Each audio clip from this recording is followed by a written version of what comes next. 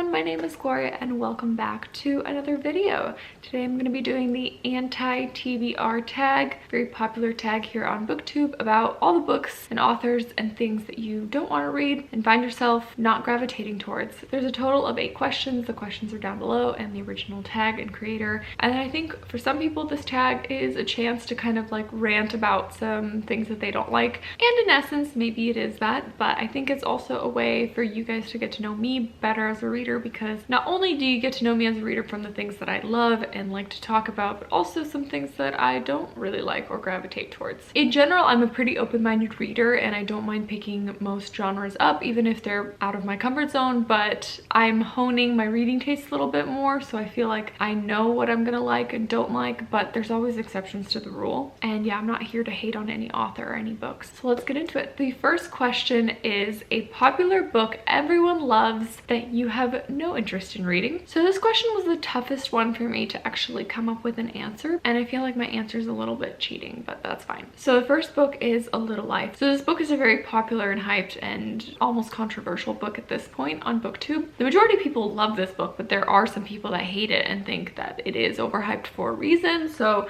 that's sort of why it's a cheat answer. I don't know, I'm just not gravitated towards like the emotional torture that I've seen many people say that you're gonna get out of this book. Don't get me wrong, I love emotional books and books that make me feel and think, but I just don't see myself ever picking this one up. The other one is The Secret History by Donna Tartt. I did read or listen to The Goldfinch several years back, and that was very hard to get through. It was very boring and long, and I feel like, you know, I've read one of her books. I don't really have a desire or need to pick up this one. It is also mostly loved, but I've heard some people hate it too and just isn't for them. So again, I don't see myself picking this one up anytime soon, if ever. I have a lot of other books that I want to get to. That's going to be the theme of this video. There's a lot of other books that do sound exciting for me, so why should I pick up something that doesn't sound so exciting for me, you know? Question 2 is a classic book or author that you don't have any interest in reading. I looked through like a bunch of lists of, you know, top 100 classics or whatever, and 3 stood out to me of no desire to ever pick up. The first one is Moby Dick. I've heard not a single soul say anything good about this book. Most people who have read it in school, or one of my good friends who's like doing the whole 1000 books to read before you die list, she read this one more recently out of school, and she said that it's a skip book. Like, you don't need to read this in your life, it's not important. I feel like I've heard other people say that, and like nothing about this classic sounds interesting. Don't really care to read about a bunch of people on a ship whaling. The other one is Dracula, the original vampire novel. I don't care to read about it.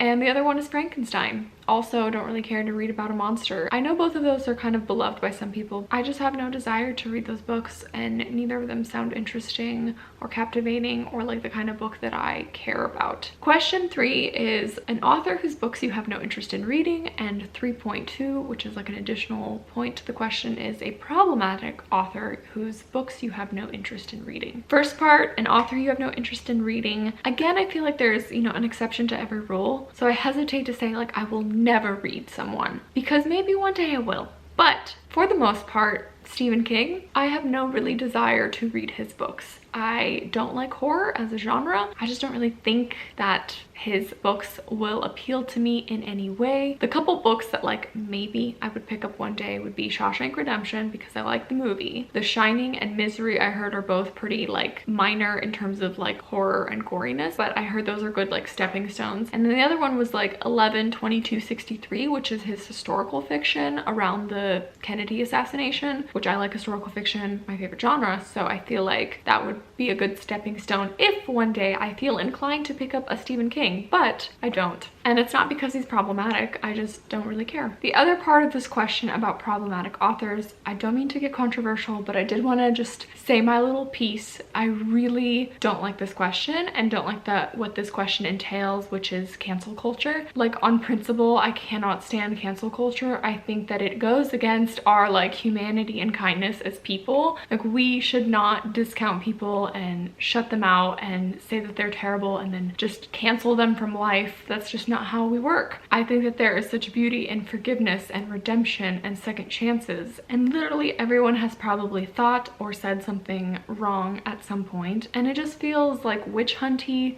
to just decide and gang up against a person, and it just eggs on the continued like divisiveness of our world and our country, and just like collectively deciding to hate someone is not my thing. So I'm not looking for any hate or anything, but if you want to have a discussion in the comments, let me know. But that's just my little spiel on cancel culture and why I don't like this question. So anyways, moving on to question 4, which is an author you have read a couple of books from and have decided their books are not for you. So the first one that comes to mind, which is an easy answer for me, that I've actually only read one book from, but I already know that I don't need to read another one of his books, and that is Neil Gaiman. So I did read Ocean at the End of the Lane last year and really did not like it, and then I have watched Coraline, which is based on the book and the story that he created. Now, I can appreciate Neil Gaiman as a writer. I think he writes beautifully, and I totally understand why some people absolutely love him, but for me, I just cannot get past the creep factor of his stories and imagination and the world he creates. I just can't get past it. Ocean at the End of the Lane and Coraline both made me physically uncomfortable, creeped out, weirded out. It's just, I can't handle it. So I can appreciate how good he is, but he's just definitely not the author for me because I can't handle his stories. And the other couple I'll mention are all maybes for me. The following authors I've read 2 books from and overall have just been meh. And so I don't know if I would ever pick up a 3rd book. I'm not gravitated towards picking up another one of their books, but I'm not like saying no, I'll never. They're more like a maybe author, maybe like a 3rd time's a charm. Maybe I should do a whole video about it. But the authors are Gillian Flynn. I enjoyed Gone Girl way back when the movie came out and the book was all hyped. I gave it 4 stars on Goodreads, although looking back I'm like, I don't know why, because it's pretty dark and twisted. Last year I read Sharp Objects and I hated it, gave it 1 star. It's just too dark and gritty and weird, just not for me. I don't know if I need to pick up another Gillian Flynn book. I have no desire to read any of her other backlist books, or, you know, if she comes out with another one, I'm not like, yes, I need to go read it. Another one I feel a little bit bad about is Celeste Ng. I read Everything I Never Told You and I gave 3 stars. I read Little Fires Everywhere and I gave 2 stars. They were both just fine. I didn't really love them. I can understand why people like them. I didn't connect with it. I didn't love it. I don't really have a desire to like read another one of her literary contemporaries, you know? And finally, one you may be surprised by is Pam Jenoff. I am a big historical fiction reader. One of my favorite genres. And I've now read 2 of her books and I gave both of them 2 stars. The Lost Girls of Paris and The Orphan's Tale. Both of those were very mediocre historical fiction stories for me, and I really didn't connect or like them at all. I have so many historical fictions that I want to read that I'm excited about. Pam Jenoff sort of has now fallen to the back burner. I'm not really gravitating towards picking another one of her books up because I sort of feel like I know the way she writes, and it might just not be for me. Question 5 is, what is a genre that you have absolutely no interest in reading in or that you've tried and just couldn't get into? So I have quite a bit. At this point, I know the genres I like. It's nonfiction, memoirs, historical fiction. So number 1, horror, I'm not about. I like thrillers and mysteries and suspense, but I don't like horror. I especially don't like anything paranormal or supernatural. Nothing demonic, satanic, ghosts, spirits, possession. No, it creeps me out both with movies and with books. I just can't do horror. I do like suspense, adventure, action, thriller, mystery, but not horror, which is partially why I'm like Stephen King. I just don't really need to read his stuff, you know, because that's his genre. And the other kind of big one that I see a lot of people read is young adult or adult contemporaries. We all know those like colorful illustrated titles. I just don't really care for those like hard-hitting contemporaries. And I have dabbled in a little bit of like realistic dystopian science fiction, so I'm okay with that, but I won't be reading probably a lot of like intense sci-fi. And in the same vein, I probably won't ever really be reading any intense high fantasy, like all those Brandon Sanderson novels that everyone keeps talking about. Maybe one day, but probably not, because I have so many other ones that I want to read about, and in general I like standalones more than series. I do love the Harry Potter series and they were fantasy, so maybe I'll read some fantasy here and there, but probably not very much. Number 6 is a book that you have bought but will never read. So in general, I don't really buy books that I